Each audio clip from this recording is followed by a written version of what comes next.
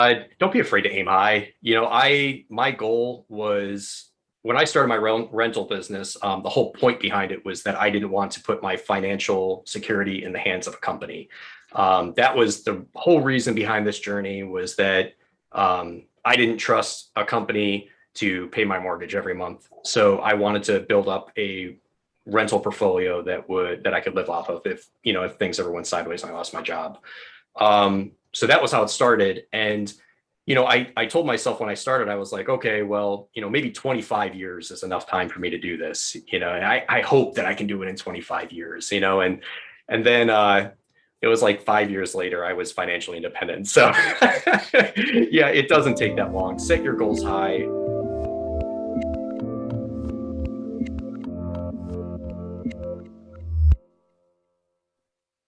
Hey everyone, this is Devin Miller here with another episode of the Inventive Journey. I'm your host, Devin Miller, the serial entrepreneur that's grown several startups in the 7 and 8 figure businesses, as well as the founder and CEO of Miller IP Law, where we help startups and small businesses with their patents and trademarks. If you ever need help with yours, just go to strategymeeting.com, grab some time with us to chat, and we're always here to help. Now, today we have another great guest on the podcast, Anthony Russell. To give you a quick introduction to Anthony, so he grew up in Northeastern Ohio, and in his own words, didn't do so well in high school, but did go off to culinary school for a bit of time. Didn't work out as well.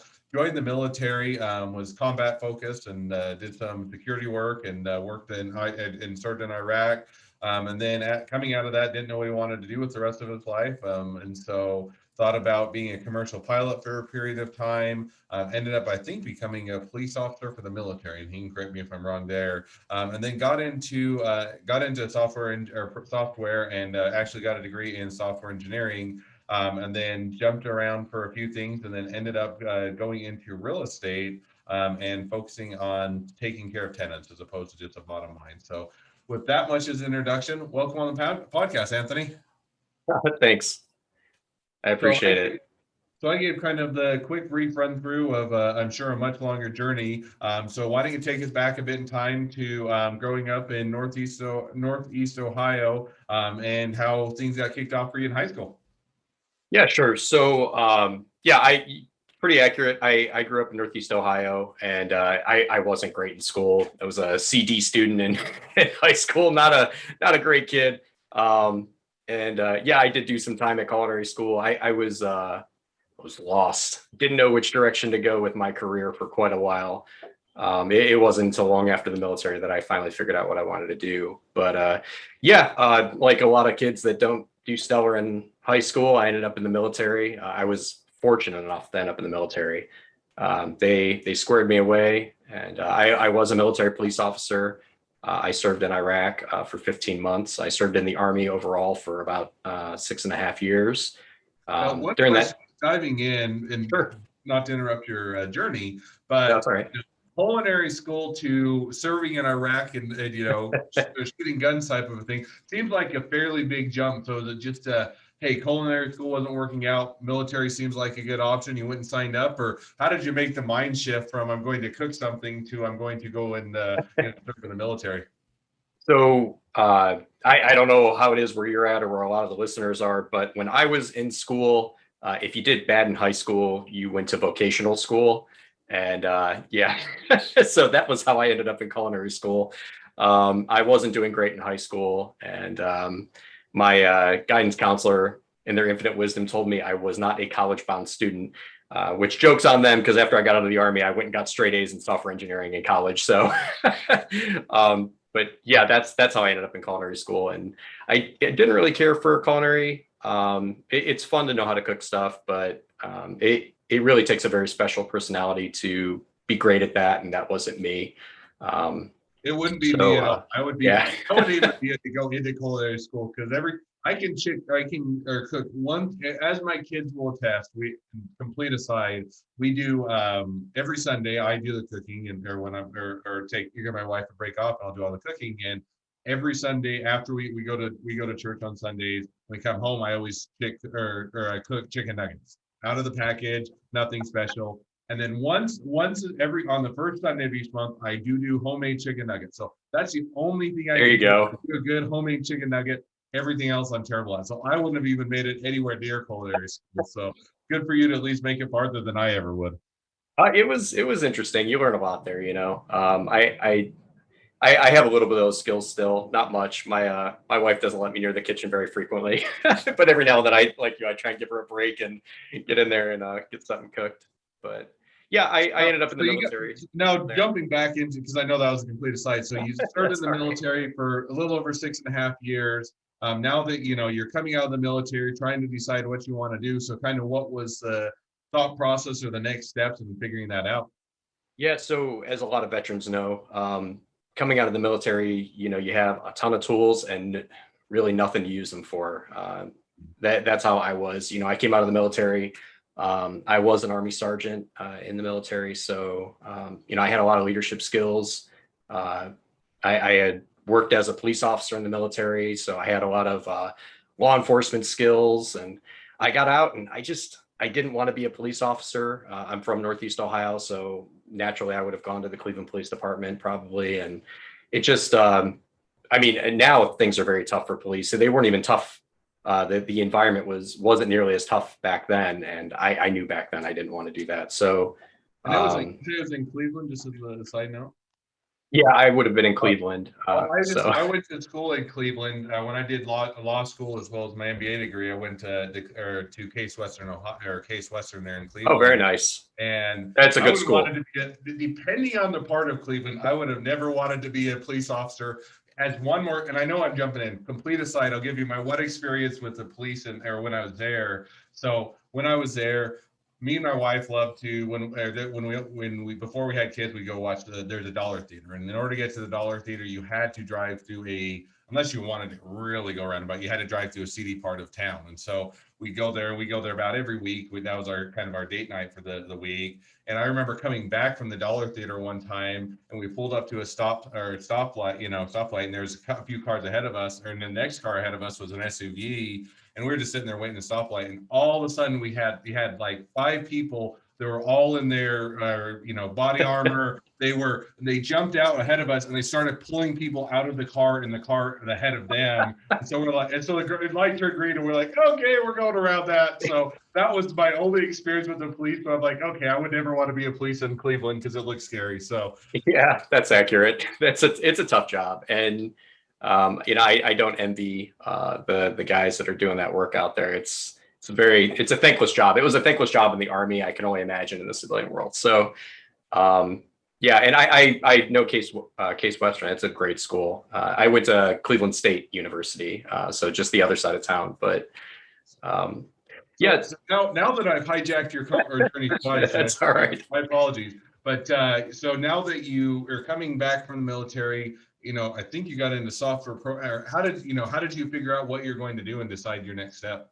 Yeah, so I got out of the Army and I didn't really have any direction. I had gotten my private pilot's license when I got back from Iraq.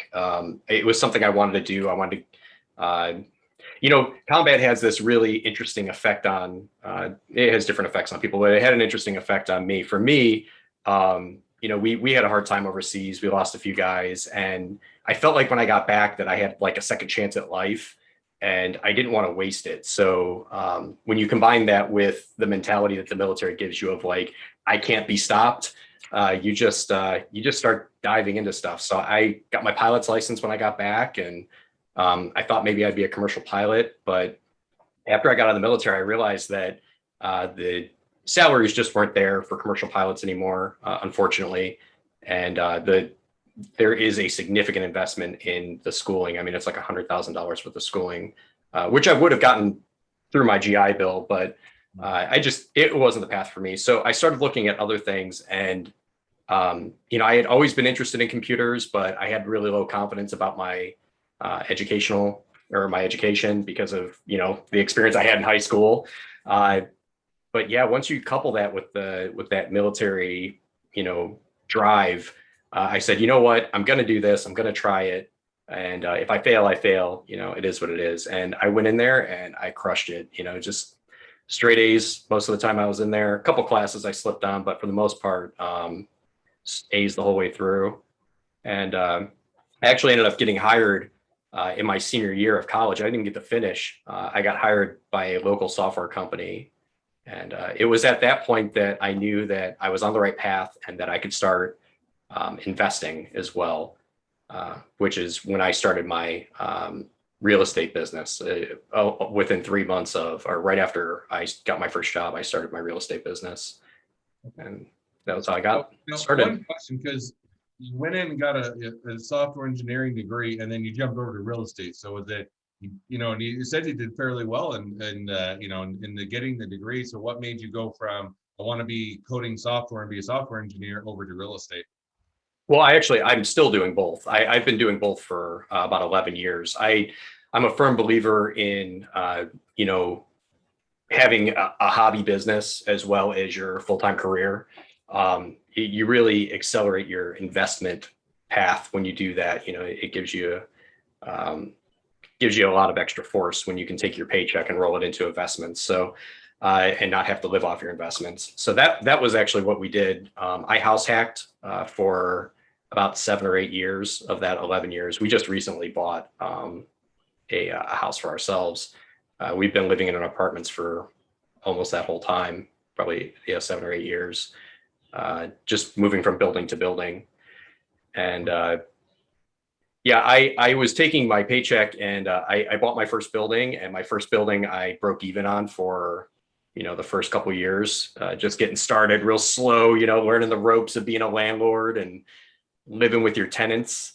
Um, and then once I got my feet underneath me and I realized that, I could do this, and that I did have the wherewithal to make it happen. I established kind of a pattern that worked really well for that first building, and I just applied it over and over and over again. Okay. So now that kind of, see you doing, kind of, I always call, side hustles to me always seem like it's really just a second full-time job, because you end up spending typically as much time with the side It hustle can be. as job. But so you've been doing that now for how long have you been doing both the software engineering as well as the real estate? Oh man. Yeah, probably about 10 years, 10, 11 years, something like that. Been doing it for quite a while now. And yes, it can be a second full-time job. It depends on the season. It depends on, how much care you're given for your units or your tenants. If you're really getting after it, then, you can spend quite a bit of time each month. It just depends on what you're doing. We cut back on a lot of the extra stuff we were doing this past year because we were in crisis mode. Like many small landlords, we were making sure that we had the income to pay the bills. And we put a lot of the extra stuff that we like to do to our buildings on hold just for the pandemic. No, and I think that, that's when when you're in crisis mode, or you're saying, hey, we don't have the ability to just simply, we have to delay some things so that we can keep things moving and keep things afloat, so to speak, definitely makes sense. Now, one of the other things that I think and we talked about, they also do is with the leadership training, or leadership for landlords. And I think it's leadershipforlandlords.com, if I remember right. So tell us That's a little correct. bit about kind of what that is. I think it's a book and also a course, if I remember right, but kind of give everybody a bit of an introduction to that. So yeah, so that's great. So I took my military training. I had all this training for the military, and I didn't really use it for anything on the outside.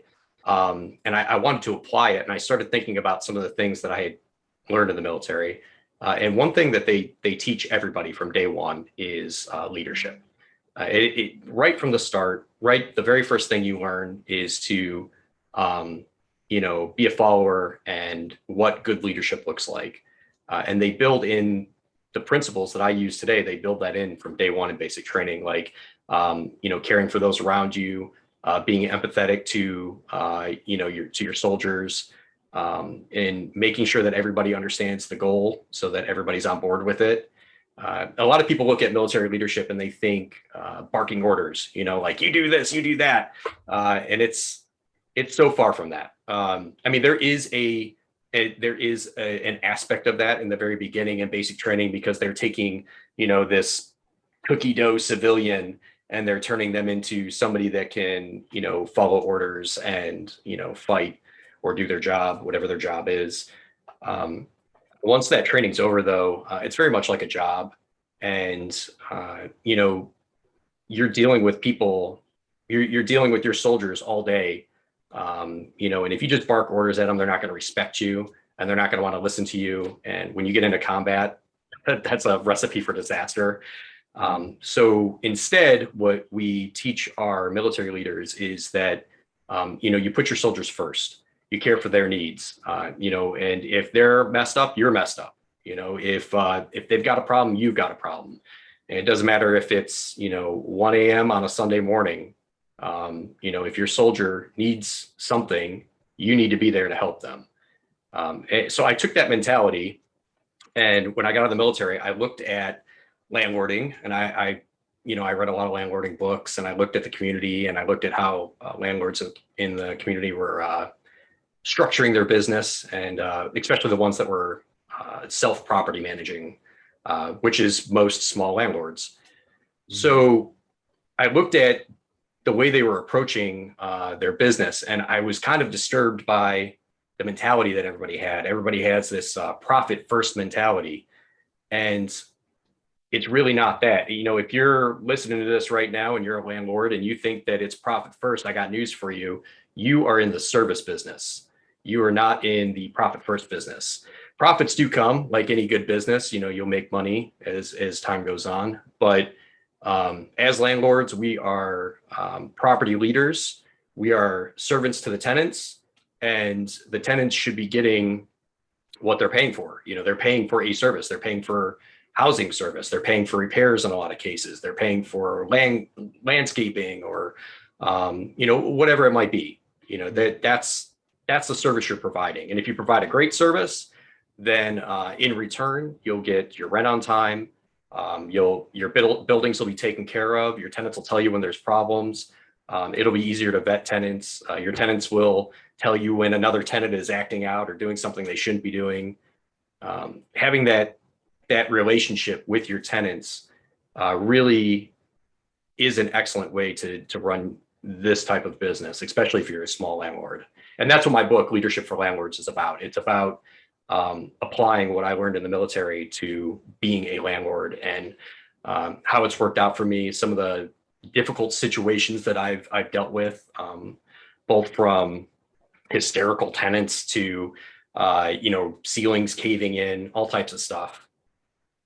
No, and I think that that's a great mentality, because I think, to your point, now there are some good landlords, but a lot of them do look at it as the first thing that is to make money off of it, drive as much value. If that means the tenants aren't taken care of, if the building's falling apart, if you're making a good income, make as much as you can from the building and do as minimal amount as possible. But I think that, to your point, putting the tenants first, you're going to have lower turnover. They're going to stay longer. They're going to be happier. They're going to take better care of the place because they know that you care and that you're taking care of them. And so Absolutely. I think that's a great mentality to have.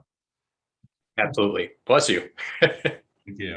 So one question before we get to the last couple of questions always asked, but so now you're doing the software engineering, you've got the book out, you're doing the or being a landlord and everything and all of that. Where do you now, looking a bit into the future, where do you see the next 6 to 12 months going for you?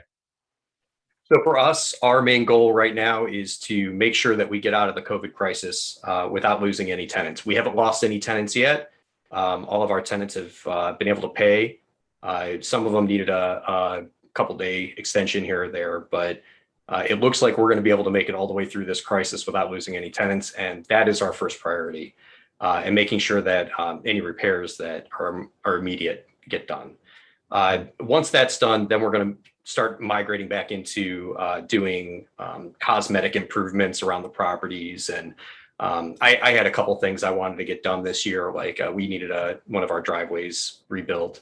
So we're going to have that done. That's one of those things where it's like, well, yes, it's a necessity. I need to get it done eventually, but doesn't need to be done today, So I'd like to try and get that done this year. I'm hoping that late in the summer, we'll see this pandemic really pull back and everybody goes back to work, and we can with confidence spend a few $1,000s on a new driveway.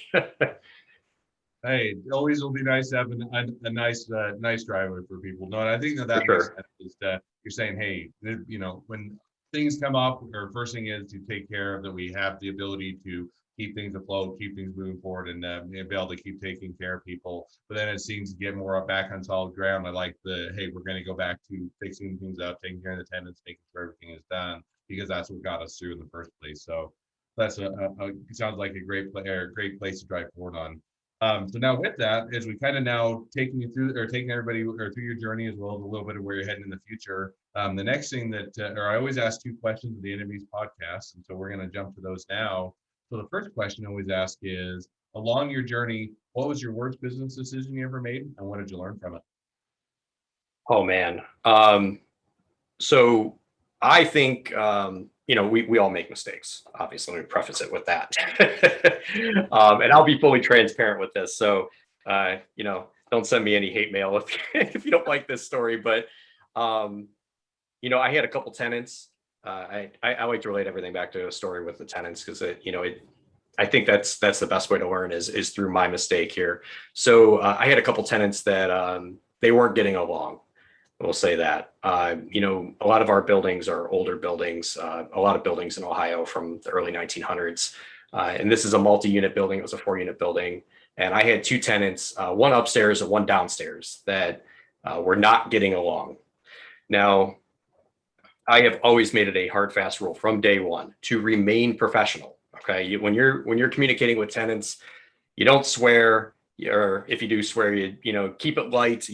Don't be out smoking and joking with them. Don't be having beers with your tenants. Keep a very professional relationship with your tenants. Set up those boundaries, and it will pay off in dividends when the hard times come. When there's tense situations, or if you have to go to court or something, they can never point back and to you being unprofessional. One time I let it slip, and I truly regret it. I had a couple tenants that were not getting along, and I still was fresh out of the military, so I had some I had some issues migrating back into the civilian world, and I thought it was a funny, light way of approaching the situation, but the tenant did not appreciate it. It was 2 female tenants, and the one female tenant said, "Oh, well, she's playing her TV too loud," and I asked her to turn it down, and she told me to go F myself or whatever, and I was trying to be lighthearted, and I said something along the lines of, "Oh, well, it's not that big of a deal. The building's old. Why don't you 2 just like pillow fight it out or something like that?" And that was not appreciated. The Didn't tenant, resonate well, huh? that was the wrong message to send. That was, I truly regret saying that. Even I'm able to look back on it now, and I want to be transparent with people so they know that, like, it's the truth, it's the truth. And I do regret it. But yeah, don't do things like it's that. good to learn from those, because I think everybody does slip up, and it's always hard. Making a joke is sometimes it's really funny to you, and it's not at all funny to the, especially depending on the frame of mind and how Yes, it's taken. So you always have to, and especially when you're in the service industry and you're working with other people, you do have to be careful. You want to be humanized, you want to be approachable, you want to be fun and that, but at the same time you also have to be cognizant of how others might take things or not as intended. So I think that's absolutely. certainly a mistake that I'm sure a lot of people have made and one to learn from. So second question I always ask is, if you're talking to somebody that's just getting into a startup or a small business, what'd be the one piece of advice you'd give them? Don't be afraid to aim high.